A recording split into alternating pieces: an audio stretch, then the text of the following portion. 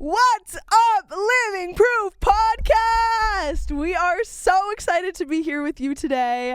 I'm co-host Joyce. I'm Gabby. And today it is episode 9. We're feeling excited. We're going to get right back into the Word. Today we are talking about Proverbs 31, a scripture many of you may be familiar with or not. What are you checking about, little one? Nothing. But we are so excited to be here with you today. Truly we are. And yeah, we love you. We're also live today for this episode, so it's a cheeky one. We have some people tuning in with us as we speak. Yes, tap into our Instagram if you have not, so that way you can follow us next time we do it. Yeah, also guys, let us know if you think Spotify would be a good platform for us to put our podcast on. I feel like that would be fun, like branching out into new places. Yeah, let's do it. But without further ado, do you want to pray? Do you have something to say? Okay. Wait, I put lemon in my hair. We have to talk about this first. We're doing that. No, let's do it after. Okay. We'll debrief. Yeah, we'll debrief for you guys. Okay. Dear Heavenly Father, we gather here today to bring glory to your name. We ask for your protection, your guidance, and your mercy as we lead the community, as we learn a little bit more about your word and each other through the podcast. We ask that you continue to bless Joyce and myself as we go through life, walking in your image and trying to bring glory to you. In Jesus' name we pray, amen. Amen. Short and sweet today. Love it. I love that a lot. Okay, so I saw your story. You went to the pool. Yeah. Did you or did you not put lemon juice in your hair? I did. Yeah. But you can't tell, huh? I mean, when I was like fidgeting with your hair before the show, I was like, your roots look lighter than your hair. No way. No way. Because that's where I put it. Oh? I just dumped it. I just squeezed it. That's well, crazy. all over my head. Because I didn't think it would actually do anything. I was like, oh, if anything. And I tried to put some in the front pieces, by doing this. But then I saw lemon chunks and I didn't like it. So I had to just start squeezing. Sorry. Yeah. Thank you. Yeah, you're welcome. Okay. They look lighter. Yeah, but I think you just got to keep doing it for a while. I agree. And then it'll get lighter. But it's real. It does really work. I think I can't tell if my mic is too far away because I'm kind of paranoid. Yeah. If you guys did not like the audio from last week, please let me know because that's my bad. Honestly, I really messed it up during the middle of the show. So it's okay. We can grow. Yeah. But today we're talking about Proverbs 31 woman. So exciting. Yes. I've never actually studied this scripture in depth as much as I feel like I've heard about it and talked about it. You know what I mean? Yeah. So I'm excited to get into it today. This will only be my second time. Okay. So I went to a church conference with my friends and then we were talking about it there, learning a little bit about it. And that was probably the first time I actually read it through and had a conversation about it. But it's been a really long time, so I really don't remember much. So this will be really interesting. Yeah. But I wanted to pick your brain about this. Remember I told you I was thinking about the episode before? Yeah. Romans 12? No, sorry, not the previous episode, but I was thinking about this episode a couple minutes ago. Oh, yeah, of course. So I was thinking about I want to kind of talk about what our ideas and expectations are of women and as women before we kind of go compare it to the Bible's version. Ooh, right? A little tester. Yeah, kind of are we abiding naturally by the way that we should biblically? Yeah, totally. That's really good. Yeah. That's so interesting too. Wait, do you have thoughts already of what you've thought about? Because I think I think I'd be thinking about things all the time. Yeah, I know. So many thoughts. When I was at the microwave, yeah, I had thoughts. Guys, Gabby went to the microwave for about 2 minutes away from me, came back with about 14 thoughts to share with the class. So and we're really I feel excited. that's a prime example of me and who I am because I feel I've met a lot of men that complain about that. Complain? Yeah, the men I've dated, they're girl, you're just too much. And it's just at least you're interesting and not have no thoughts. Yeah. Right, I'm not an idiot. Yeah. I remember literally telling the president oh my gosh, you want to be with a dumb girl because you don't want to be with a smart girl because clearly you're overwhelmed by yeah. Oh. Well, the more you know. Yeah, I'm so glad you picked up on that. Yeah. Okay, cool. But anyways, so diving right in. So you're very young and you're very new to life. Yeah, you're I'm fresh out of the womb. Yeah, exactly. Just came down the slip and slide. Were you slip and slide or were you cut? cut open and dug out. Oh, I think I was slip and slide. Me too. Yeah. It's the best way to be. Yeah. I mean, is it the best? Because then you have to use B cup thieves. Guys, don't tell them. I'm keeping it so clean. Girl, women's reproductive health should be well known. I feel like people don't talk about this. We don't really need to talk about this on. Okay, you're right. Joyce is just gonna for a really nice female reproductive brand. Not reproductive even. They're menstrual. Okay. Are they? Oh yeah. You can use certain ones. Not the one I have. Oh. Mine's not sexually, but that's fine. Okay. We like to keep it Proverbs 31 in here. Okay. But anyway, so you're fresh out the womb. You're really, really young. Yeah. So you start. I'm asking you. Oh. No, I'm gonna ask you first. Oh, okay. Building. Oh, okay. Yeah. Okay. I'm just really paranoid that they can't hear me. Put it up. Put it inside of your mouth. I just don't think that's Go. You want me to put that on the camera? Yeah. Do mine. Zoom it in. Yeah, it's already zoomed in. Remember? Don't forget that. You're literally eating your mic today. I have to hold it. Mine's shaking. Oh well. Okay. Oh yeah. Because every time I chuckle, it's a table. Yeah. So you insisted on making it even, and it's fine. Someone has to suffer, and it's gonna be me. It's gonna be me. So funny. Please stop. I can't. Girl, see, it goes quiver, and then it looks dumb. Okay. I don't think anybody could tell. Remember first episode? You were like, look at your mic, Joyce. It keeps going. Grrr. Yeah. That was like 3 months ago. But okay, back to the womb. So you're fresh out. You feeling are just crazy. Experiencing life. You've literally just become a woman. Like you were literally a teenager for so long. You're adult. You're an adult woman. I mean, you were a female forever. You was a young girl. Now you're a young woman. You're a lady. Yeah. So like, but it's kind of crazy if. Now I'm just about to rant really quick because like realistically like people used to have kids and like have families at your age. I was literally thinking that the other day. I was like, yo, in bibiblical times I would be a mother of 3 right now. Right. This is crazy. Literally 15, 16, 17. Yeah. Done. Yeah. Done for life. Right. And done with life because all your life is kids now. Yeah. I mean, not that like that ends your life, but in the olden days, in the olden days I would have been just raw meat at this point. Oh God. Okay. That would be Deepika B. A little graphic. But yeah, so literally, yeah. I guess kind of what is your thought process of your feminine expectations for women in relationships now at this point? That's a great question. I haven't been I was never in a serious relationship in high school. Like I wasn't in pretty much any. And it's not because I wasn't like I didn't want that. It's just I was like it makes no sense like for me to do that at this time because I was like kind of going deeper into my faith and I was like if I want to go deeper into my faith like I should be dating to marry. Yeah. And like in high school like I don't want to marry anyone from here and I know that for a fact. How so did like you know that I didn't want to marry anyone? Yeah, you never like the boys had, at my such school a are deep musty. crush that you were like, oh my God, we could totally like no fantasy? No, not in high school. That's so crazy. Yeah. Can we speak on that really quick? Let's speak on it. And I think it's because the guys these days are not at all the type of chivalrous man in high school. I don't know. Maybe it's my school specifically, but it's your generation. Yeah, I feel like the guys nowadays are just so much more like low key about everything. I also didn't have Snapchat or TikTok, so I feel like Snapchat was a lot of places people would like find people and meet people that were like out of their school. Yeah, like one of my friends started dating someone from Snapchat. Yeah, like someone from a different high school in our area because they met on Snap. But that was like, how are you gonna get married after being like, yeah, we met on Snap? Like that just sounds horrible to me. I mean, I don't know. Like any other kind of dating app. Yeah, but that's not me. Like I don't want that. I want all natty baddie. Yeah. But yeah, I didn't. The guys nowadays are gross. Okay. I think I was just like, no, I'll wait. Like till college at least. Yeah. To fall in love. That's so interesting because like when I was younger, I mean, I started dating really young. Unfortunately, I definitely wish like my priorities were different, and I feel like I still kind of struggle with that.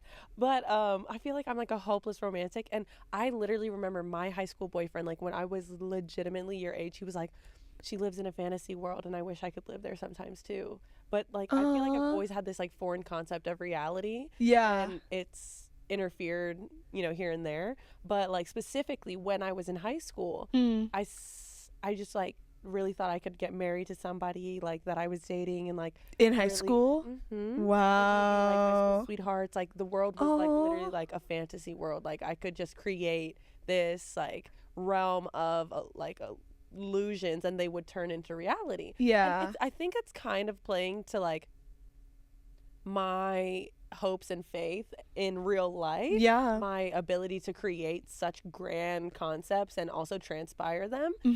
But when it comes to romantic relationships, and you actually have to like really consider other people and what their wants and desires are, and also their mannerisms and so many other things, like that just doesn't work. Definitely. But when I was in high school, like I really would have thought like, I was like, oh my gosh, I'm so in love with this boy, and he's totally gonna be my husband. We're gonna have like 10 kids, all the kids' names planned out and everything. Like, wow.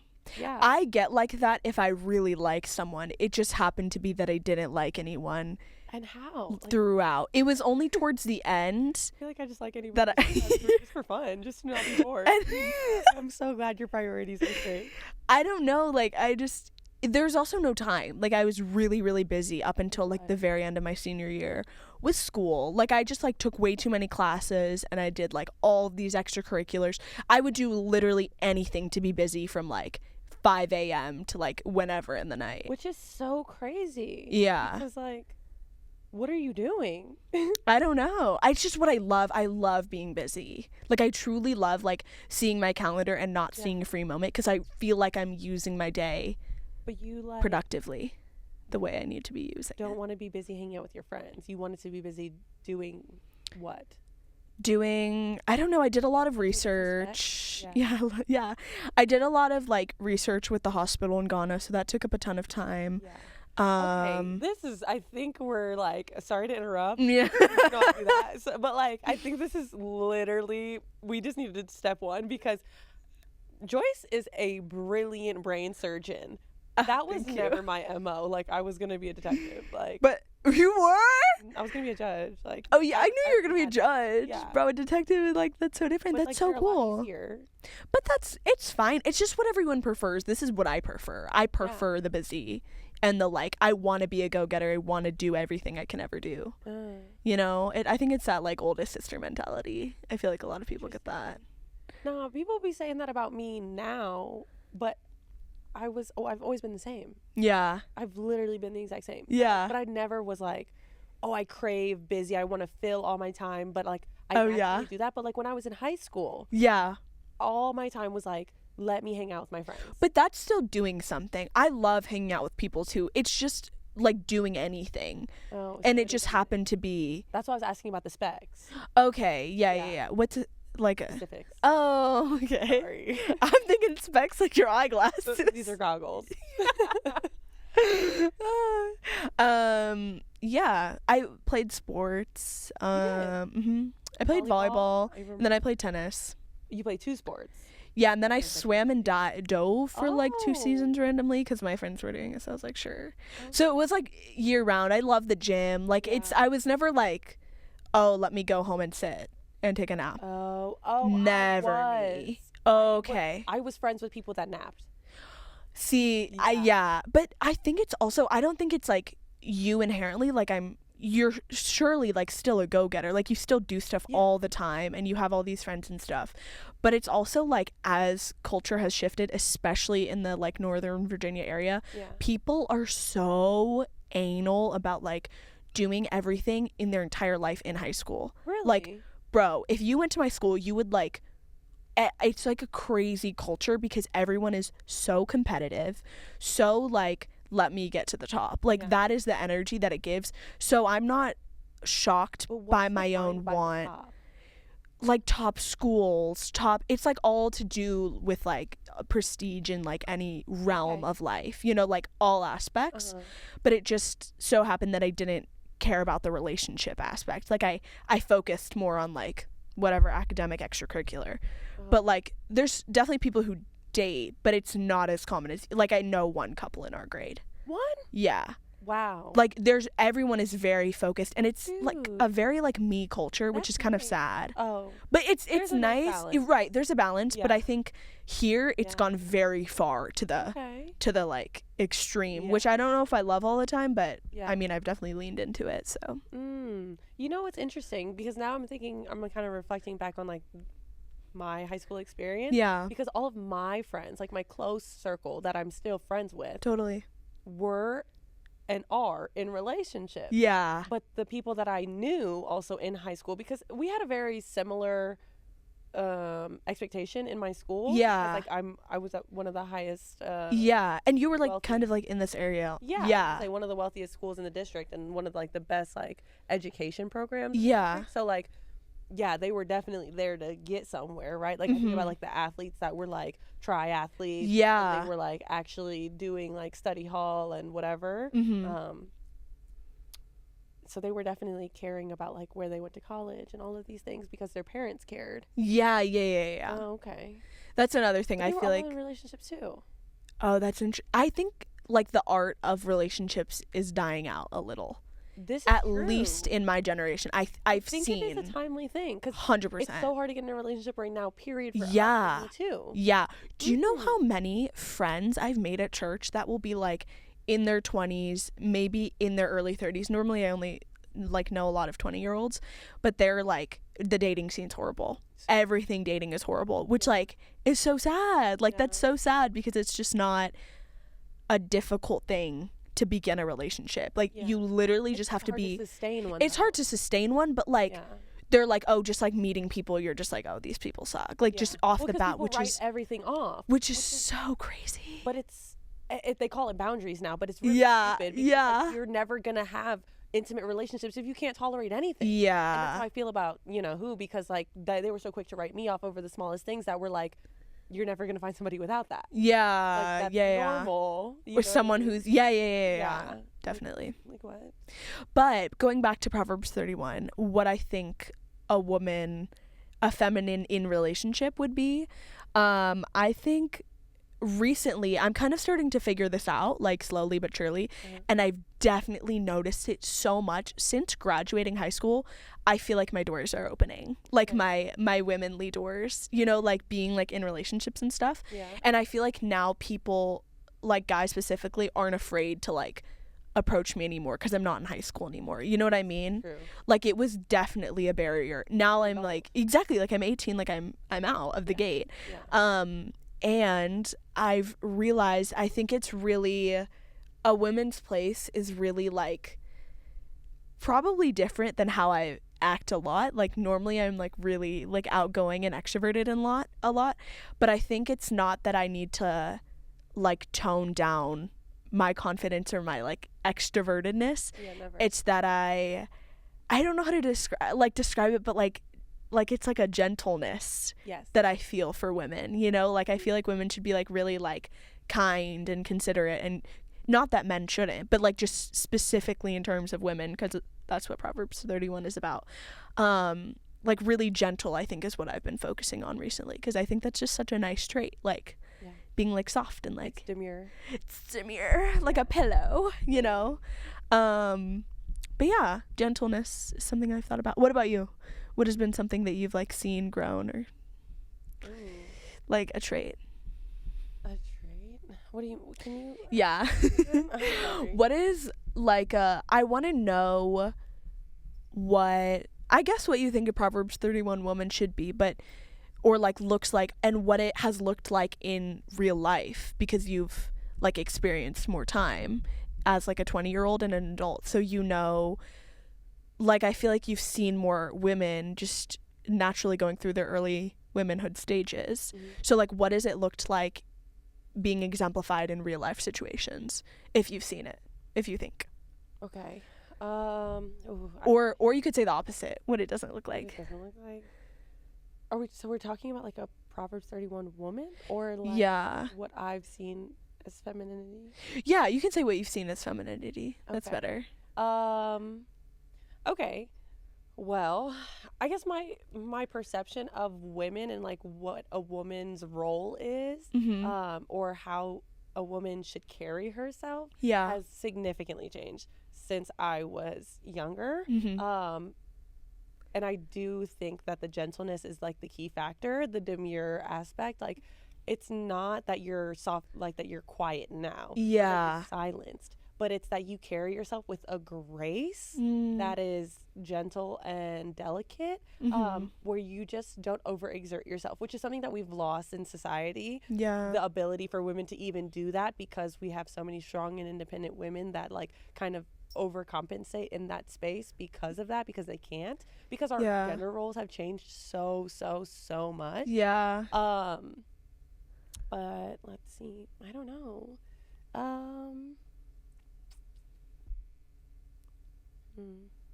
That is an interesting point you make about the gender roles, though, because I feel like without men doing their part, women can't do ours. Like, it's just so, it doesn't work, because then neither part is being fulfilled. You know what I mean? And then exactly as you said, like, women have to overcompensate and do things so that they can be fulfilled in certain areas. Exactly. So I've just recognized that, like, I don't know. I don't know what my expectations of like of a woman as a Proverbs 31 woman. That's where it's kind of hard. Like, I don't know how to, like, if I should speak from like my own personal experience or like my expectations, but I guess if I was to, let's say, guess what my idea of a Proverbs 31 woman looks like, is like not a provider, but like she provides the things that the man can't on his own, right? So when you think about like a subservient woman, they literally, which is what we were made to be through the Bible, right? Subservient to the man, which means that we are an aid for the man, but then also to aid him in the things that he is not capable or able of doing on his own. Right? So that like really, I guess, demonstrates the complementary role of us. And I think that's something that like maybe I didn't have growing up, where I thought like I was leading, I was controlling, and I was like everything and then some, and the man was just there, right? Like, he was a decoration, not the prize, but a decoration. You know what I mean? And I just think that that's so different than what I think a woman's role is now. I think complementary is the perfect word for a Proverbs 31 woman. Definitely. Right? Because like they complement where the man lacks, and instead of trying to like compensate for his lack. Does that make sense? Like, definitely. I really like the way you said that. It's just like a little bit more of like, I'm here to help, rather than you suck, so I have to step up. It's like a to support. And it kind of goes both ways. Like, they both lift each other up, you know? Exactly. And so I'm that's like any relationship too, that like doesn't even go for just like, it's perfect. Sorry, I'm trying not to like speak too much on like the gender roles, because people get testy. No, not because of that. Why? Because, small plug, we have a guest next week. I forgot. And for the next episode, you just messed up your hair. There you go. You put it back up. Anyways, we have a guest next week, next episode, and we will be talking further about gender roles and the Proverbs 31 woman with a baddie. No, with a man of the Lord. The man of God, and so really excited about that. But I guess like, just being really supportive to his strengths with my own strengths, right? Like, not trying to like compete with him. And I think that was like these were like ego driven efforts that I would live in before, that it just didn't naturally make the relationships flow as heavy or as like as strong as well as they could. But I really think like stepping into like more of a feminine role myself has come with time, but then also a new level of security as me, right? Like, not only am I aging, right, but I'm also learning who I am and really feeling confident in that. So in that, I don't feel as fearful, right? So I think Yeah. the confidence is with the lack of fear. I feel like I can step into my more demure, more calm, more gentle role because I'm like, well, I will attract because I am secure and I'm Yeah. confident. And I think that's when things really started to change in my demeanor, where we're kind of talking about that gentleness. Confidence, I feel like, also attracts the right thing, because sometimes I've not like really experienced this myself, but I've heard that like people will like be confident and then they're too scared that that's gonna like scare away guys. But if it's the right type of confidence with like a gentle like landing, Yes. then it will attract the right person. And like Agree. whoever it doesn't attract, then that's not the right man, like, Right. because they can't even handle that you can be confident in your own skin, Absolutely. So yeah. I think that Love. that comes with time though, because like even there's security in knowing who you are, but then a security in like a separate security in like knowing that who you are will attract the right person, like you said, and anybody that's not there, you're losing the fearfulness of being alone. Right? That's the different type of confidence where it's like I'm confident to be confident. Because regardless, this confidence is not to push other people away, but to invite the right people. Definitely. And that's a different level of confidence than like having self-confidence in who you are. Yeah. And I think they come when they're partnered together is when you really like can attract the right person. That it's like, I'm not chasing anything. I'm not being overzealous. And I think that's what in my immaturity, my confidence was mistaken for mentally, like internally. It was like, oh, if I am out here like just like so much, right? Like if I am like everything and more, then of course how could I not seem confident? How could I not be the right girl for anybody, right? But it was more like not trying to be perfect so that somebody would love me, but knowing that I am worthy of love as is. And that came with so many different things, but also like just maturing and then like my relationship with God. Definitely. So, yeah. Should we crack it open? I think Should we so. see what it's all I do about? think I'm so. excited. Okay. Let's see. This is so fun. I hope they can't see the things. Okay. All right, so this is it. Was it really long? Sorry. No, you're good. It's really long. It's not that long. Let's do like 6 at a time. Okay. Sounds good. You gotta stop yawning. I know. I'm sorry. Yeah, I keep seeing you and I keep looking. I keep trying to knock them back and they keep wanting to fight out. Yeah, it's supposed to mean you're cozy or tired. I'm just so like, this chair is sinking me in. All the chairs today. You have been up at the chair. Proverbs 31, sayings of King Lemuel.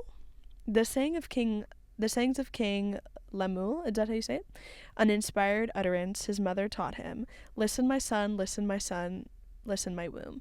Listen, my son, the answer to my prayers. Do not spend your strength on women, your vigor on those who ruin kings.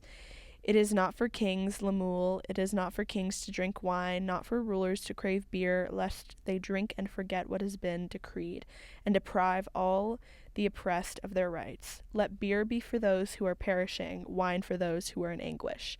Let them drink and forget their poverty and remember their misery no more. Do you want me to stop? I'm hecka confused. Let's stop there then if you're Okay, yeah. Yeah, who the heck is King Lemuel? Well, I don't know. Oh, me neither. Yeah. Okay. He's just the guy. He's gonna be the guy. He's the guy in this character. Okay, wait, this is like a proper story. I don't know why I thought it was gonna be like a rule book. Oh, that comes later. She, I see it. Yeah. Oh, okay. So this is a mom talking to her son. Yes. And she's like, listen up, big boy. Yeah. And he's about to be king, or he is king? I feel like... Oh, it's what his mother taught him. Yeah. Like, so he said it. He is a king. He is a king, and he's inspired by what his mom taught him. Yes. Do not spend your strength on women, your vigor on those who ruin kings. What do you think that means?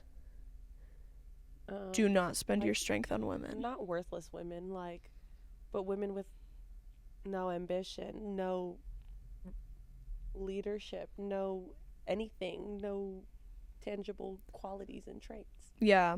I feel like also this time period, that's probably also just like effing your slave women's, you know, because I feel like a lot of kings, I mean, yeah, like kings would have all these like big sex parties. So do not spend your strength on the OG Diddy parties. That's so funny. Yeah, you should. Oh gosh. Stop, I'm wearing all white too. I'm ready. Oh god. Do not spend your strength on women, your vigor on those who ruin kings. It is not for kings, Lemuel. It is not for kings to drink wine, not for rulers to crave beer. I think, lest they drink and forget what has been decreed. I think it's like they would have these big, I feel like kings had all this power, and like women come with power, like just in terms of just like thinking of sin, like women, sex, money, drugs, you know, that's like what I think. Yeah. And I think when it's like do not spend your strength on women, I think she's talking about self-control. Yeah, not just like going around and screwing all these prostitutes, like lock in. Or just anybody. Yeah. Right. Yeah. Like women the plural. Anybody. Yeah. Right? Like that it's just anything. That's why I was like not worthless women, but like an anything kind of vibe. Yeah. Yeah. Like, yeah. No Don't spend your strength. Exactly. Yeah. Like hone in, like you said, lock in. Yeah. And then I also like the next part where it's like kings don't crave beer and wine because those are for your sorrows and for your poverty. And like if you are a king, then you don't have those because poverty is in the mind. Oh. Poverty is in the mind, and anguish is also in the mind, right? Like these are things of a king. Like if you are a king, you shall not be beaten down. You shall overcome mentally these challenges so that you can have them. Tangibly. Also, I was reading my little dopamine book today, and it just like reminds me of this like pleasure pain balance, and I feel like that happened a lot, especially with like kings and power and stuff in the olden days. It's so much easier to think about the olden days because it's so like what they had was so narrow, like it's so easy to define everything, you know. But it just makes me think like he probably had so much power, so like having so much power, you can have anything. Exactly. So like this is such a, it's cool. Maybe King Lemuel was a cool guy. Who knows? If he listened to his mama. Right. Kings listen to their mama. Speak up for those who cannot speak for themselves, for the rights of all who are destitute. Speak up and judge fairly, defend the rights of the poor and needy. Okay, epilogue, the wife of noble character. A wife of noble character who can find. She is worth far more than rubies. Her husband has full confidence in her and lacks nothing of value. She brings him good, not harm, all the days of her life. She selects wool and flax and works with eager hands. She is... Should I stop? Yeah. Because it's deep. Oh, yeah, that's a lot. You're so funny. I always wonder how you do that. Oh my gosh. Yeah, love it. So what I really am taking away from this, like, immediately is this is a really strong scripture in, like, setting relationship expectations, but it starts with the man. Oh. First thing she set boundaries to his mind, right? Like, yeah. his mother was like, as a king, once she established he was a king. And then second, oh, this is not what kings do. Yeah. This is what kings do. Yeah. So Wow. Where you left off, sorry? Yeah. She selects wool and flax and works with, the beginning. A wife of noble character who can find. She is worth far more than rubies. Right before that. Oh, the speaks up for those who cannot speak for themselves, for the rights of those who are destitute. Right. There we go. And that's where she then tells him what is integrity. Yeah. And that is something that any man, real man, not a boy, would have. Yeah. Because that sets honor to everything that you do. Yeah. And that's what she's doing. You know what I mean? Like, as a mother, she is setting the tone for, like, what your expectations are as a man. And I think that's something that we've, like, lost in society so deeply. One, we have mothers raising boys. That's not happening, right? Like, you need men in the household, which is a social issue, and we will talk about that a lot next week. Totally. Love. Seriously. Anyways. But with that in mind, like, these mothers are raising kids on their own. They don't have time to be doing this. This woman was married to the king. You know what I mean? Yeah. Like, hey, son, let me teach you these Let things me ingrain this into your brain. Yeah. Right? Like a real, genuine king. But, like, yeah. So then she sets a standard, and she says that he should speak up, not speak for, speak up for people that have less, right? And so it's like in integrity and honor. Yeah. Now he's speaking up in integrity and honor as a leader. Now she's teaching him what a leader is. Yeah. You know what I mean? And there's so many like minuscule things that are broken down in this like small section of a chapter, Totally. preluding what the woman should be. 'Cause Yeah. the man should be first, and that's everything with Adam and Eve, right? Like everybody's always like, why didn't Adam tell Eve that, or why did Eve still drink the thing? She knew better. I was like, actually, God told Adam what to do, what the rules were, and it was his job to speak up and tell her. Yeah. Because And one instead he thing- just munched. Exactly. And then one thing we've always known is that women can be persuaded, or what's the word that they use? Like she was like, I was convinced by the Yeah. whatever snake. Mhm. There's a word that like A P manipulated one? basically. Oh, yeah. You know what I'm saying? Yeah. You remember the verse? Persuaded might be right. Right, yeah, something like that, right? Like women are really persuasive, but a man should know, right? And that's Yeah. what he's saying. Like, no, you speak up for the people, and this is the standard, and these are the things before the woman comes. And so then now she starts talking about like what the woman should be and or the value of a woman, because it's not even who she should be. Yeah. You should know her value before you even have expectations of her.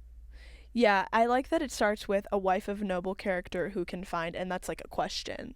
Like, who can find? Like, you're not just marrying, anybody it's can not find that. anyone. Yeah. It's like a noble character has a wife, and that's and then really it's like difficult to this. find. Yeah, and Yes.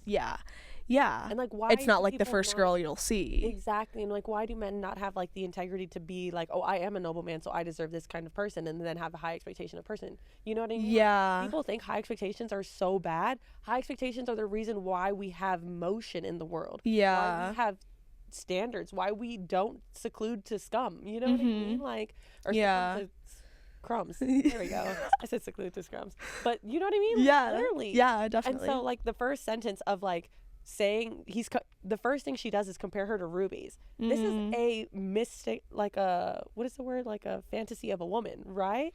Yeah. And in that, even she's saying, if you're a king, then you are worthy of a woman that is worthy or equal of rubies, or better than rubies. Yeah, worth far more than rubies. More than rubies.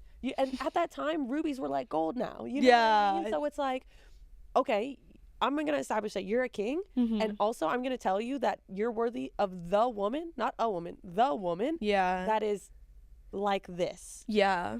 But it's also like assuming the best of a woman also, Yeah. just to start off. And I like that after the far more than rubies, it goes on to say her husband has full confidence in her and lacks nothing of value. So it's like she's worth far more than rubies, but you also have full confidence in her. Like it's like going back to the man's And like that's what I love role. about it. Yeah. It's everything starts with how the man treats the woman. Yeah. Because of how he values the woman. Right. And what the hell? I'm sorry. I'm pissed off. Because this generation, literally in society, they don't value women. Yeah. How can you want a woman and not value her? That's why every girl is, I was so mad about this the other day. But I mean, I loved it because it's lit. But like, girls are making rap songs about how men are gay and not shit and not nothing, and like that they must be gay because they treat women like shit. Yeah. Of course. You don't even value a woman. You gotta be gay. How do you want a woman but you don't value her? Yeah, no wonder we're calling y'all all gay and sassy. Like, what else would happen? Divas. What would is the happen? diva culture? Literally, y'all are not the prize. Women have been the prize the whole time. Otherwise, we would have been first, and then we would have got you. No, you got us because you needed us. We're the prize. Yeah. Make it make sense. Like, That's so sorry, funny. I had to go off because that's really crazy. Like, our society is literally glamorizing making songs about sassy men and that men ain't nothing, and men like must be gay because they're not doing anything. And I shout out Pluto because I love your music, but at the same time, like, is this what we've come to? Why do men not value women? Like, make it make sense. I don't know why, The Bible because literally tells you. women literally are just meant to lift them up. So And I just why don't. do they get that? I don't know. Literally everything we do. I think it's because they know that they're not honorable. they're not adequate. Yeah, and it like in Triggers them. retaliation, instead my of God, that's so becoming honorable, they retaliate They're like, back and project that, Oh my God, you couldn't. that diva energy. All of the snaps for Joyce. Literally, what is the retaliation? Yeah. What is the retaliation? Yeah. Right? Okay, so let me tell you, Gross. really pause. Intermission. Okay, this is going to drive me crazy because these keep clicking. I kind of like it. It's a sass. Okay. But listen, so today in my job, we were going through a anti-harassment training. Uh-huh. Okay, and the lawyer said, even if your initial claim does not follow, like does not win the case, like let's say you said that you didn't get a promotion because you're too young, right? Which could be your claim, right? Even if there's no evidence to support that, if after the fact your boss retaliates and now you keep getting taken off of projects because you made a claim against them that they were offended by, your retaliation claim against them will still stand for the harassment, even if the initial claim did not work. So even if these men are not honorable or with integrity or whatever word you use that I'm blanking on right now, their retaliation proves our freaking point. Yeah. And now they really, Pluto was right. Yeah, now they're digging themselves deeper into the hole. Their own grave. But they don't recognize that because they don't have the integrity. Yeah. Because they don't value anything. Because they don't have the honor. Definitely. Because if you did, you would know it's on you. You would know it is your role to lead. If you want to be a leader, you want to be a man, be a man. Yeah. Do it. Do the hardest thing. Do the hardest thing. Look inward, reflect, and correct. Like, what? It's not that hard. And it's not even like to get a woman, it's do it for yourself. Be like an honorable be man. a man. Be worthy be a of man yourself. of yourself. Of your own title. Your own title. You want to be a man, then earn it. Yeah. Like, how do you earn and deserve a woman? You haven't even earned your own title as a man. Yeah. Like, and I will be the first person to say this every time. That is why my ex hated me so bad. That's why it got to the point that it got eventually. I mean, that's not why, because no thing justifies that. But he felt this so heavy because I was like, yo, you're not on your P's and Q's. I'm dotting your question mark. I'm putting question marks at the end of your sentences because you're not putting periods down. Yeah. You know what I mean? And it's yeah. like, now you looking at me crazy in retaliation, but I was never right until you made me right. Yeah. You decided. Yeah. You decided that what I said was true because you didn't try to stand on it. You didn't try to reflect and correct. Definitely. You decided to be like, no, you're wrong. Sassy. Bye. I hate you. You know what I mean? Like, literally, like, what's wrong with you? You acting like a girl. Yeah. So I'm going to call you a girl. That's so true. Calling people gay has become so, like, normalized, but I feel like I've never thought about why, and this is so why. Bro, we're literally poisoning the men, but the men have poisoned themselves first, right? Yeah. Because us doing this only makes them further deeper in the hole of their lack of masculinity, which they've already thrown away, right, on their own accord, and now we're affirming it because they're not. You know what I mean? Yeah. And so then we're continuing the cycle. We're gonna be, but it's only hurting women. Yeah. Also. It's hurting women also, right? Like, totally. Not that we could solve it by telling them, no, you're actually a king even though you're a bum. No, you're not. Yeah. But like, nothing will change until you start to change. And that's on them. So true. All right, well, let me keep reading. Yeah. She's like the merchant's ships, bringing her food from afar. She gets up while it is still night. She provides food for her family and portions for her female servants. She considers a field and buys it. Out of her earnings, she plants a vineyard. She sets about... Too crazy. Okay, she sets... Out of time, bro. That's not even... So that's deep. 3, babe. Seriously? Yeah. I'm sorry. Well, we can stop because I kind of love that. It's so deep. She considers a field and buys it. Out of her own earnings, she plants a vineyard. That's giving like she girl boss. She worked. She's independent. She doesn't need you, but she'll support you if you support her. Well, yum. Yeah.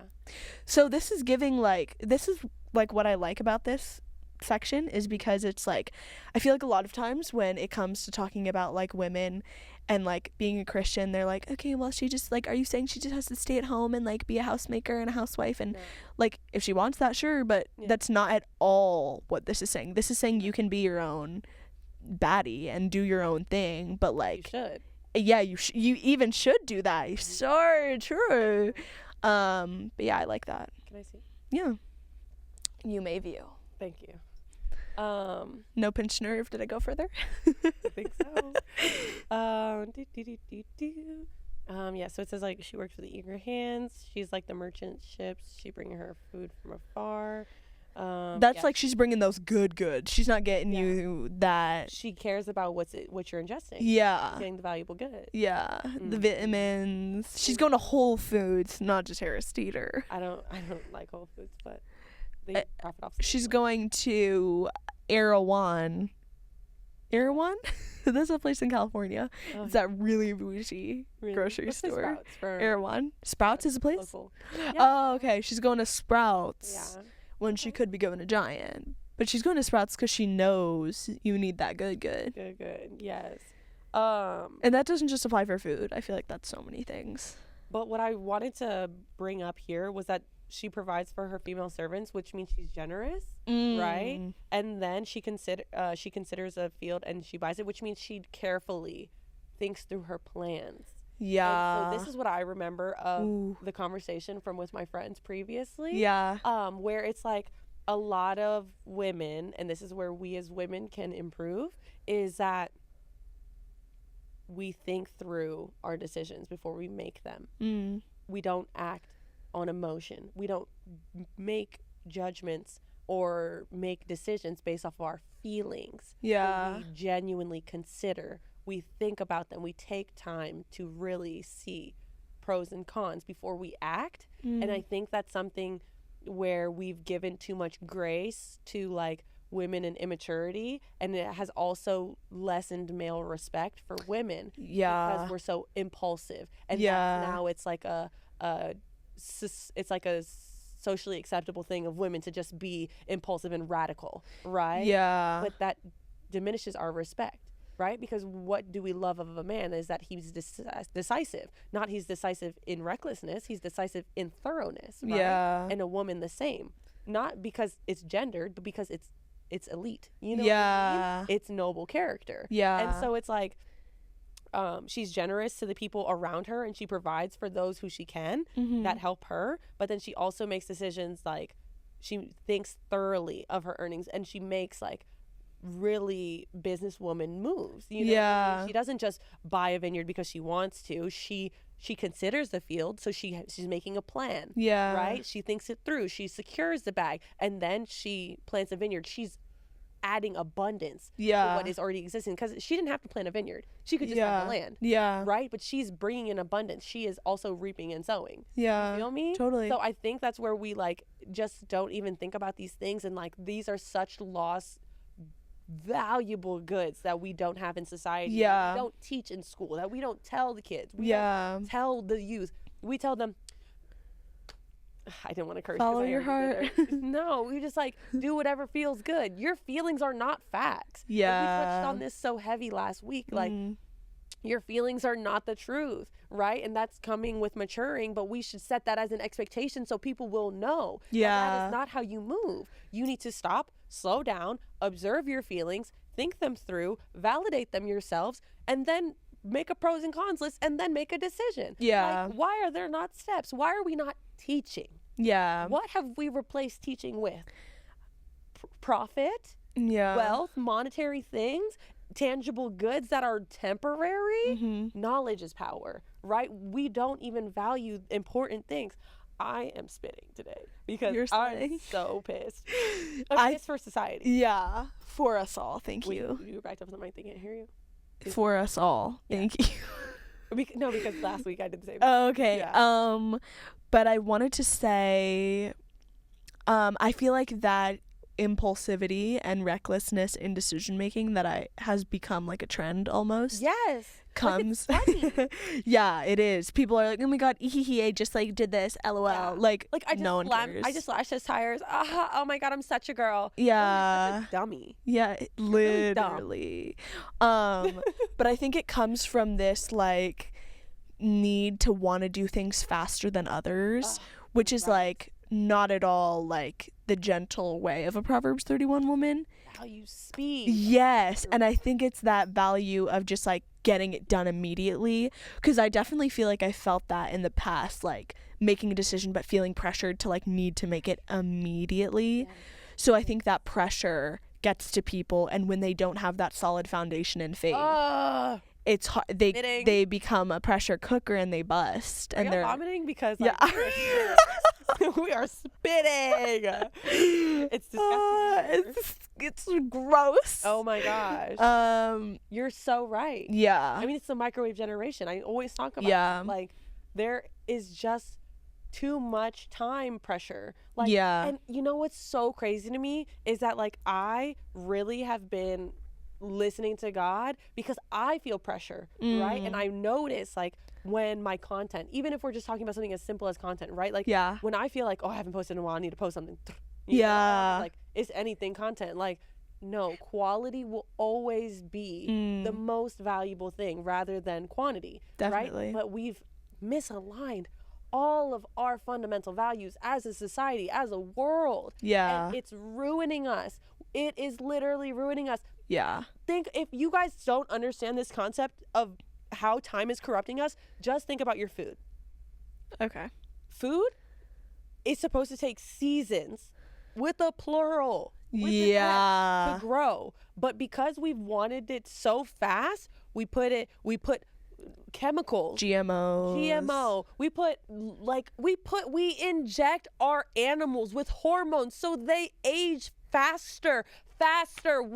Which human would want to age faster so that you could be harvested? Think about that. Would you even want to eat that type of, like, that doesn't even make sense, but we do it because we're so pressured to have abundance when we could really go without eating for a while. Don't you think? You know what I mean? Like, there's so many people that we don't need to eat. If you didn't know, you could go without food for a while, and a lot of us could use it because our obesity numbers are ridiculous. Honestly, that's whatever, so true. forget the topic of today. This is what we're talking about. Yeah. Because like there's just so many things. There are so many issues in the world. It's just insane. I think it's like abundance, but also like the access to abundance that like sets people up for failure right from the get-go. Well, it's because it's their attachment to greed and wealth. Because if you get more, then you have more, then you can have more money. And if you make things faster, then you can have more money. Yeah. But that's not the point. Yeah. It's not the point. I think it's also like, as much as it is a global thing, I think it's really heavily done in the US. Yeah. Like going abroad, I don't know if it's because the US is like so big and chunky and has a lot of issues internally. But poison. Just going abroad, I feel like I got a new perspective, and like I just met, even just like meeting guys, I was like, oh, this is so different. Like in the US, guys are so like like that's what it gives to me, and like very like, you know. But I just feel like I met men when I went there, and I was like, oh, what am I doing here? This is disgusting. This is gross. Like coming back, this is nasty. So I think it's just it's like a cultural thing that we have like issues for some reason. We're built on corruption, so I mean, what else would be instilled in our values, right? Literally, like, and then they want to call it fake things. So like, how could it ever be? The country can't have integrity, so how can the men? Exactly. Sorry, it took me a while. I know, it's okay. I heard a can, and I was like, what can? Let's do a few more lines. Okay.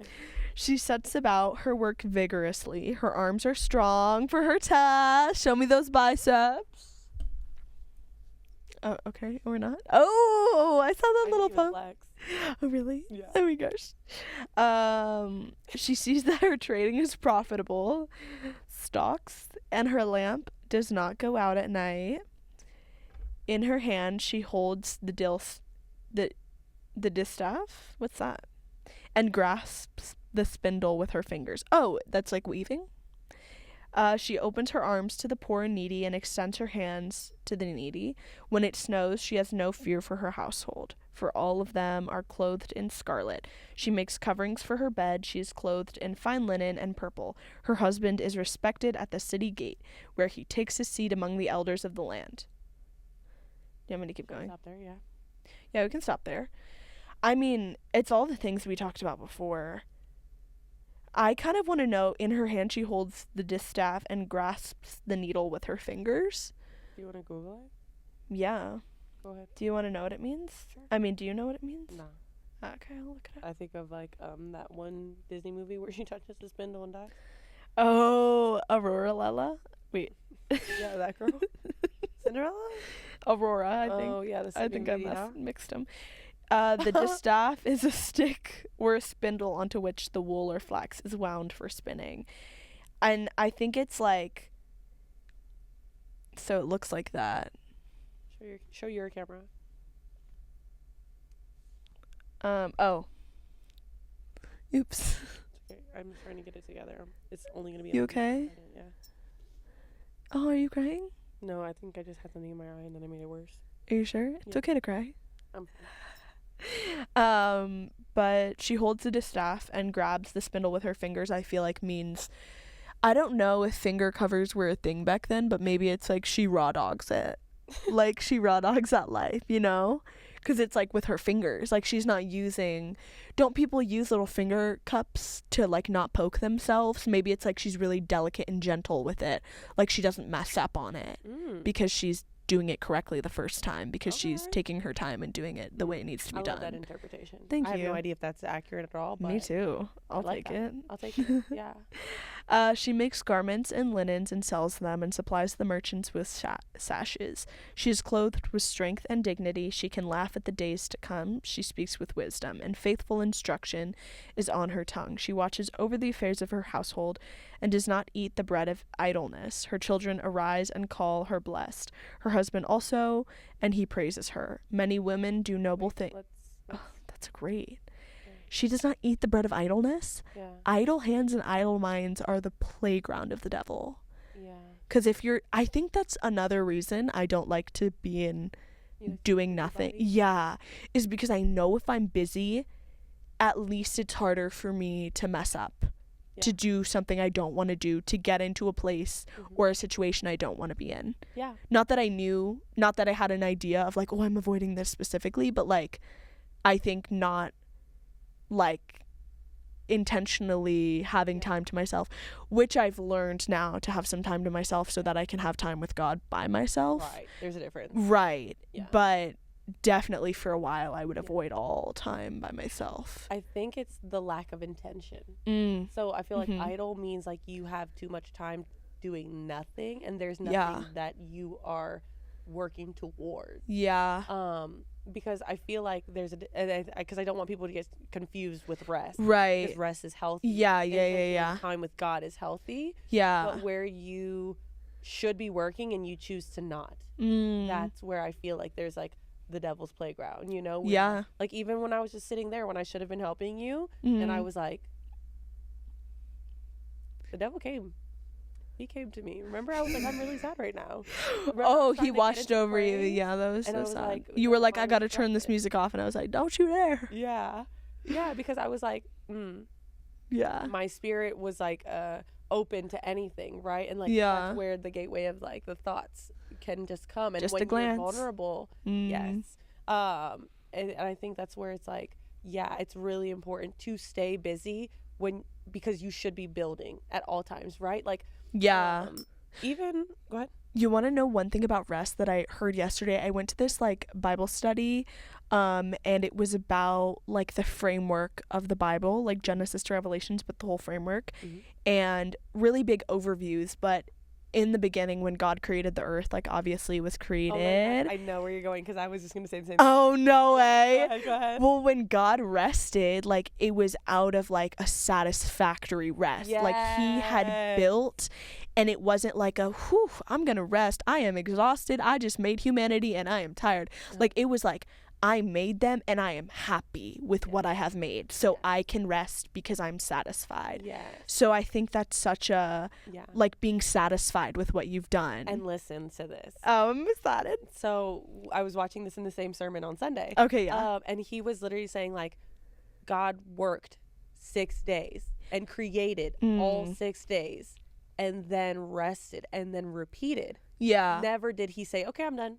I'm good enough here. Right? And he worked before he rested. Here nowadays, they like, oh, I'm worthy of rest all the time. You didn't even work. Or it's like, I gotta rest before I work. I won't be able to work. That doesn't make any sense. What are you tired from? What are you tired from? You got a vitamin deficiency? What is you tired from, for real? Literally. Like, what did you work from that you were tired? But that like understanding of God, like the God who created everything, like worked 6 days, was satisfied and rested, like gave me the freedom to be like, wait, I can work, I can be satisfied in what I've done, and then I can rest and like take a break and like rest productively, and like make it something that is like, I don't know, worthy of my time rather than like something. Do you ever like, sometimes I've rested and I've been like, wow, I'm still really tired. Like that was not a restful rest. You know what I mean? Yeah. Are you good, babes? Yeah, keep going. But we only have a few more verses and we've just hit our 1 hour. So if you want me to just finish them. Can I see it really quick? Yeah. I didn't know if I had any thoughts really quick. Yeah, that's okay. It's I was hard. Really No, it's hard when you're like, not even into it. exactly. Yeah. When I'm at church and they're talking about verses and I can't see them, I get really, like me. yeah. Yeah. I start talking to the person next to me. I'm like, oh, what are you doing today? Oh God. Just kidding. Oh wait, we didn't even talk It about isn't this. working. Yeah, because I'm a tell please. I forgot they could hear me. She always getting distracted. Good Lord. Hey, if anyone likes Olivia Dean and wants to get me into her concert, I would love that. Tickets are sold out, but I love her, so XOXO. Okay, after her plug.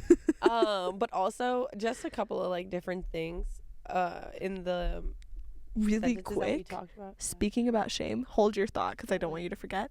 Speaking of shame, I'm going to send you a really good sermon on shame because you said shameless. It reminded me. But anyway, Okay. Carry on.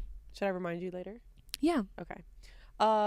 But I just genuinely love that like her husband was respected at the city gate. That means everybody knows him because he's an honorable man. Ooh, rar. Like that's what he's known for. He's known Yeah. for his honor, not for whatever other crazy nonsense he's been involved in, which is just ridiculous. And it's like when a teacher knows their students and they know that one of them is really like trustworthy and they'll like go do something and be like the You're in student, charge. yeah, you're in charge. Or it'll be like the student asks to go do something and they say yes because they know that student is going out and going to do what they said they were going to do. Integrity. Yeah, so I think that's what that reminds me of, just in day-to-day Absolutely. life. And then where he takes his seat among the elders of the land, that means he can sit with the older people because like Mm-hmm. honestly, having friends is like, I don't know, like I don't think we recognize like the importance of having friends and like Yeah. what it reflects back to you is the company that you keep.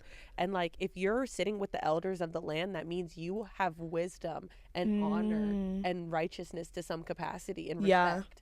You know what I mean? Yeah. Respect being the main one. If you can sit amongst the elders, Yeah. think about that, right? Like the adults don't let you sit at the kids' table because they don't respect you. Not Yeah. because they don't respect you as a human, but like you just don't got what it takes to be sitting here. Yeah, You know what I and mean? they You gotta can't bring your like, seat and they and can't like engage in the conversation the way it needs to be because they don't have that Exactly, 'cause you maturity. don't have the wisdom. Yeah, Exactly. So there are just so many things here that just like were so tea. But then also, mind you, she's continuously offering abundance and adding to this recipe because not only was she planting a vineyard from the land that she bought on her own money, Yeah. like now she's selling garments. Like this girl's a hustler. Yeah, Hustler. Yeah. She's working 6 days, resting one, and getting back to her 6 days. yeah, You feel me? Like definitely. that's so tea. And one thing to also mention is that like that one day is to be spent with God. It's not Right. to rest in your own satisfaction, Yeah. or gluttony, or whatever your own things of self-indulgence are. It's Yeah. so you can be one with God because every other day you are working Yeah, and you're still with God, but that day is meant to be like fully for God. For God. Rested for God. Yes. Yeah. That makes me think when I go to church sometimes, I heard this one time that you're like supposed to go to church and I think the pastor was like, when do you guys come to church and then leave and then think, wow, God, like, do you think that was like, did I do good for you? And like think about, Bring glory to you. yes, Mhm. because I feel like so many times I have been leaving church and I've been like, dang, like I loved that, or like, oh, I didn't like that one as much, like I loved worship today. Who cares what you like that day? I mean, like it's fine to acknowledge it and it's good that you like stuff about it, but It's not. it's you. not for you. Like you don't go for you, and that's something that I've like been trying to like Mhm. be accountable of and aware of as I'm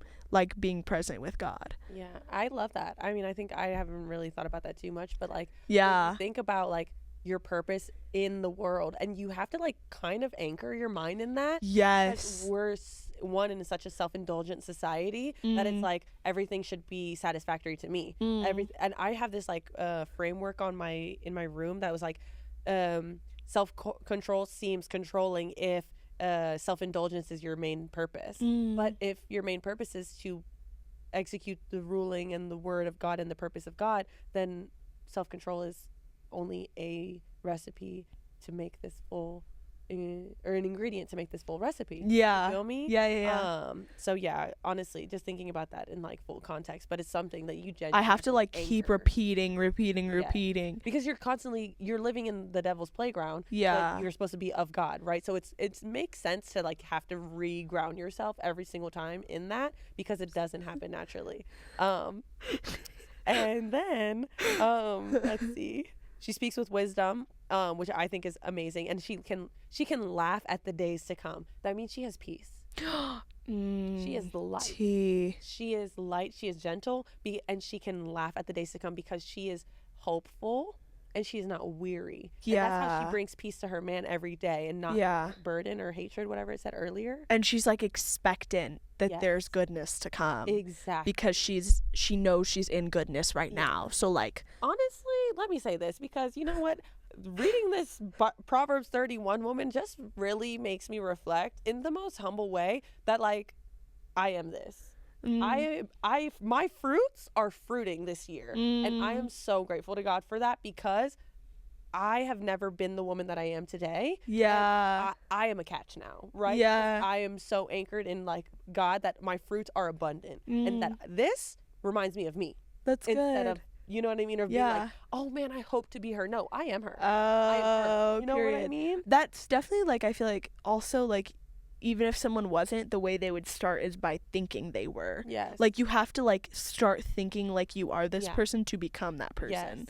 I mean, of course, there's always room for improvement. Yeah. Right? Like, where's my vineyard coming? But like, you feel me? Yeah. But am I a woman that is working towards a vineyard? Am I a woman that is working to have a hustle? Yes. Am I a woman that laughs at days to come? Yes. Am I a woman of wisdom? Absolutely. Yeah. You know what I mean? And like the things that you can feel confident to claim publicly is God. Right? Because if God said you are, then then you can proclaim it, even if it sounds silly. Yeah. Because you know God proclaimed it already. You know what I mean? And if you really, like you said, it's going to come, you can shout it from the skies because you know it's coming. Yeah. You can expect it. It's an expectancy. You know what I mean? Mm-hmm. Yeah. And that comes with no shame. Did you turn off the timer? No tea, no shade. No, I didn't. Sorry, it was me. I didn't turn it off. It just wasn't showing up. Yeah. I love this. Lastly, sorry. Her children. You want to just start there? I want to hear it. We'll just redo it. Or you want me to read it? No, you can read it. You want me to read that? Yeah, it's just three verses, right? I'm gonna reread where we left. Oh, okay, yeah. Her children arise and call her blessed. Her husband also, and he praises her. Many women do noble things, but you surpass them all. Charm is deceptive and beauty is fleeting, but a woman who fears the Lord is to be praised. Honor her for all that her hands have done, and let her work bring her praise at the city gate. Amen. That's so good. So good. That's so cute. No, I think I like the women, the husband and kids thing reminds me of like when a husband will like take the kids and go do something for the mom and like bring it back. Maybe it's like Mother's Day and it's like a clip, but it like that type of a lifestyle where like the husband is consistently like doing these small things, like getting her flowers or like telling the kids like, oh my gosh, like your mom is such a catch. Yeah. And like in front of the kids, I feel like it's such a nourishing environment that kids need to see in order to like have this holistic view of like marriage. And actually I was talking to a friend and this is no tea, no shade. If this is someone's cup of tea, that's so lit. But her parents are married and happily married and Christian, and like her dad supports her mom. It's like very full circle core. Yeah. Sure, they have their issues. Don't know, don't care. Yeah. But she was telling me like she wants to get married to someone who is also of a similar background with like a family of two loving parents and like that same foundation, so that they will raise their kids well because they've been raised well, which kind of broke my heart a little bit because I was like, oh, that's not me. And like, it's nothing I could have done. I couldn't have changed that. Like, that's just not my own circumstances. But it did get me thinking of what I wanted to marry into and like what type of a family.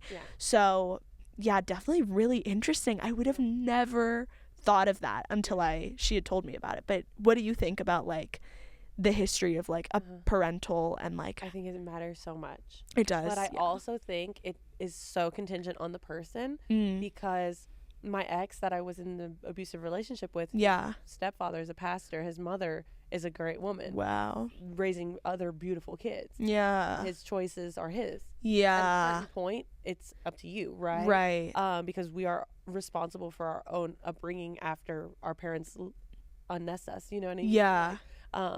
After 18, 21, 25 specifically, like, you are your own person. Like, everything that happens after this point is yours. Yeah. And you're responsible for it. Yeah. And who you become and who you are is yours. And that was what my last relationship taught me at the very end. Like, everything that happens to me is my responsibility. And despite like other people's actions towards me, my choices in surrounding myself with these people was also my choice, right? Yeah. That kind of like made everything like, oh, Gabby, you need to make really good decisions, be really aware of these things, be cognizant of this, because like it will be yours ultimately. Yeah. And the first Jamaican, the one that I remember, The Jamaica. yeah, he comes from a beautiful family. You ever heard like where it's like hard to break up with the boy because the family's so good? Yeah. When you're breaking up with the boy, you're breaking up with his family. Yes. And his family is so loving, and like they have their own problems too, right? But their problems are not the same problems I had because they were rooted in God forever, right? Their family. And so it was just so beautiful to experience.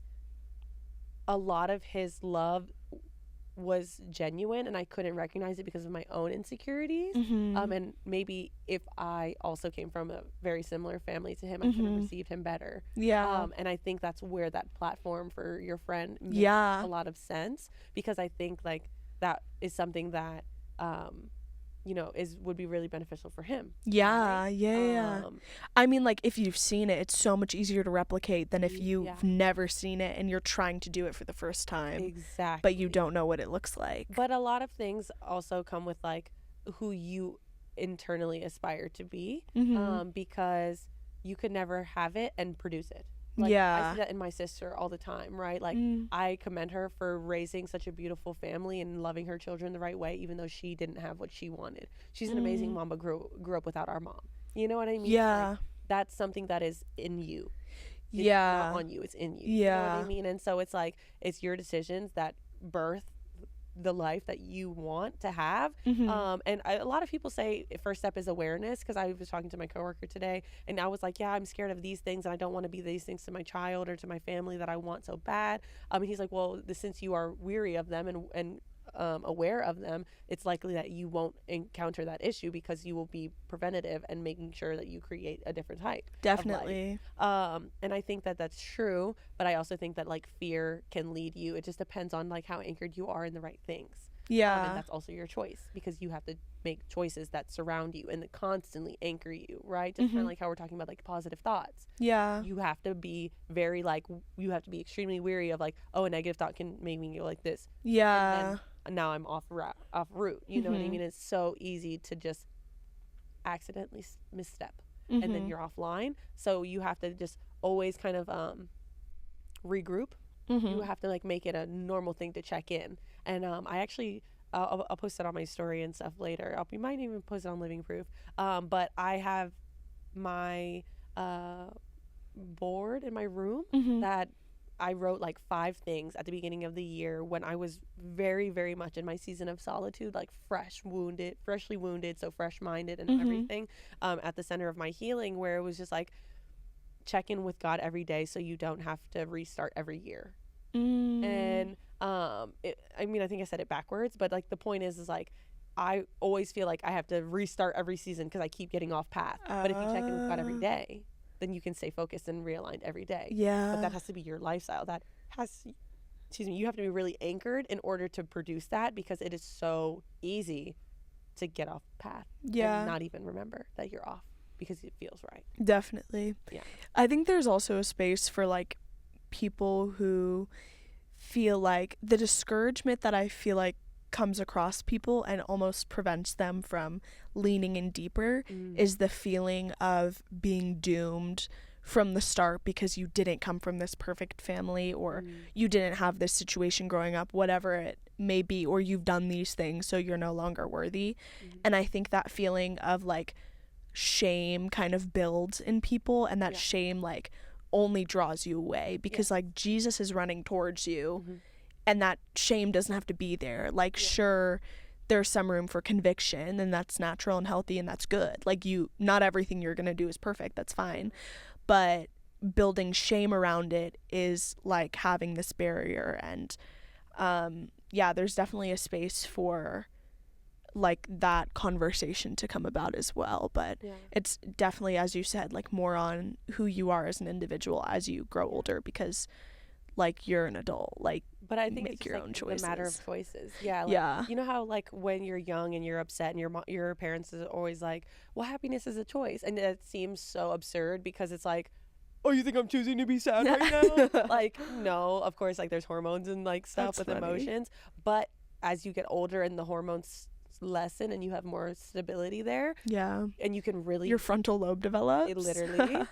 you're less clouded and jaded, so you can really think and see, and you realize that everything is a choice, and you kind of have to make an effort to find the silver lining in gratitude daily. Even yesterday, I got off work early, and this was actually something I was going to talk to you about, because I'm reading that book, the sad book from TikTok, Little Things, or A Little Life. So I've been like weary of reading it just because of the congruency of my life, and the book is just a little hard for me to digest. It's been sitting on that shelf, girl. And so I got back to reading it yesterday, and it was disgusting. I literally was snotting, so crying. So at the pool, I actually like was at my where I picnic. So I was sunbathing there. Oh, nice. And I was literally toasting. I was crying and sweating. That's so horrible. Heavy. You would think like that is just the most outrageous combination, right? But honestly, it was just so relieving to be in that space and have that moment, because like I think I had been so caught up in life, like I've been on go that I never really built in a Sabbath to spend time with God. And yesterday I left my phone at home when I went out there, and I was out there for hours. Oh wow. Just me and my book. And so for most of the time I didn't want to read because I knew the reading was going to be sad, and I didn't want to be sad. And so I just sat there, and that was like a lot of time for me to like try and get some rest and sleep, but then also think, right? And in that reading and in that crying, like, because the book, I thought it was gonna finally get better, and just kept getting worse. And there's worse to come, and I'm like, how far in are you? I'm more than half. Oh wow. Hopefully, like, this makes me really want to read it. Some of my friends just read it, and they were like, it's rough, but it's like so good. It's rewarding in the end. Is there a light at the end of the tunnel? I don't know if there's a light. I just know that it's like, is the meaning of the book good? Because that's what I've heard. I've heard the overall message is like, wow, that's powerful. I think it's powerful. I don't know if it's happy. I'm in the pain. I'm not in power yet. But this is kind of my point. Okay, so listen. So reading the book, I was sitting there and I was crying, and I was like, I had to stop reading the book. I was like, I'm done with this. And I put it back aside, and I was just crying, thinking about my life. And finally, like 10 minutes later, I was like, okay, I hate that this was my life. I hate that these things happened to me. I hate it. But if I never went through it, I would never be this person. And since, by the grace of God, I got to love myself before he revealed the nasty truths of my life in a way that was so brutal for me, that I had been like literally, what is the word when you kind of push the thought away? I'm picking up what you're putting down. Yeah, but you're the word when you like not project, you like hide, not disassociate. It's like kinda, disengage. It's like, what's the word?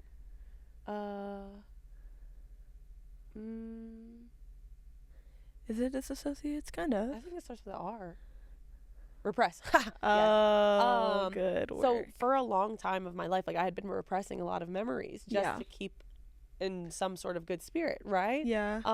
And like I think I've told you this before in another episode, but like that this book has been a method of revealing my past traumas to me. Yeah. And so fortunately I just started reading this book, right? I told you like really early into this year, but that came after the healing started. But the healing early into the year taught me how to love me. Yeah.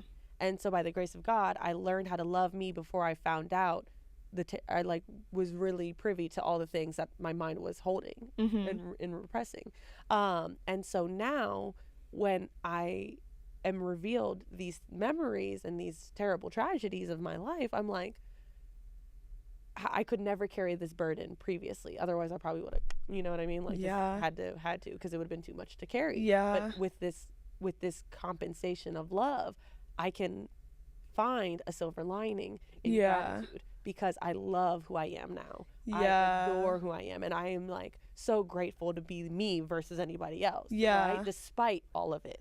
And so it's like I hate things that happened, but I love who it created. And I wrote that today in my journal because it was just like too much to like keep in my mind. I had to and I feel like, you know, just the things that I mean, I guess that's essentially just all I had to say. It was just like the things that I went through would have never created anything or would have died in vain if I didn't get to be this person now. And I also thought another light up to the end of the tunnel was like, this is pain that is new to me now, but old to me from when I was younger. And one day I'll be 30, 40, and all of this pain that is fresh now will be so far removed, and I'll have 10 years of building joy in my life because now I get to build joy on a fresh platform instead of like building fake joy the past 20 years on repressed pain. You know what I mean? Yeah. And one day it'll be 10 years, it'll be 20 years, it'll be 30 years that I've been creating beautiful memories, and all of the stuff that happened to me will just be a memory. You know what I mean? It won't be like who I've created this identity in being, because I will have other memories to go with them, because the person that I've kind of created now is kind of based all on my trauma. But now, since I know that and I can like shed that, I can create 20 years now of a new person full of joy and glee, you know? And so I hope that, you know, all of these things that we're talking about, you know, people find that silver lining of like, yeah, my life sucked, and maybe I didn't have great family in the past, or like growing up, and I didn't have a wholesome love to like start my new life on and create relationships on. But when you do the inner work and you create the person that you feel proud to be, then you start fresh and you can build whatever you want. You like leave the cycle and you leave the cycle and you like start your own. Yeah. And you can literally be anything, do anything, create anything that you want. Your blank slate. Exactly. Right? So it's so beautiful. On that note, y'all, it's been a long one. It's our longest episode. And they keep getting longer. I'm sure next week is going to be even longer. Oh, you're right. Yeah. It'll be the same. 3 voices. Yes. Oh my God, I'm excited. But we are so happy that you joined us today. We're so happy that the live's with us. I wonder if it's still running. Tap in. Tap in. See if it's still. Watch us be like going viral. A girl can dream. It's still going. Yeah. Anyway, we love you guys all so much, and we have a super special surprise coming next week. So thank you guys so much for watching. Don't forget to like, comment, and subscribe. Yes. # episode 10 if you're ready for a special guest. Woo-hoo! Bye.